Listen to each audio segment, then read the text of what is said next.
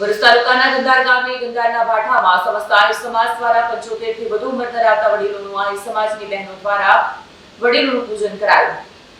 ભરૂચ તાલુકાના ગંધાર ગામે ગંધારના ભાઠામાં સમસ્ત આહિર સમાજ દ્વારા નવનિર્માણ પામેલ શ્રી બીલીઆઈ માતાજી અને મોગલ માતાજીના નવનિર્માણ પામેલ માતાજીના મંદિરને અડીને વિશાળ સત્સંગ હોલ અને મંદિર સંચાલન માટે વિશાળ ઓફિસ અને પક્ષીઓ માટે વિશાળ ચબૂતરાનું આજ રોજ આહિર સમાજના 75 વર્ષથી વધુ ઉંમરવય ધરાવતા વડીલોને ગંધાર ગામે માતાજીના મંદિર ખાતે બોલાવી એકત્ર કરી તેઓના વરદ હસ્તે માતાજીના નવનિર્માણ પામેલ હોલ અને કાર્યાલયનું લોકાર્પણ કરવામાં આવ્યું।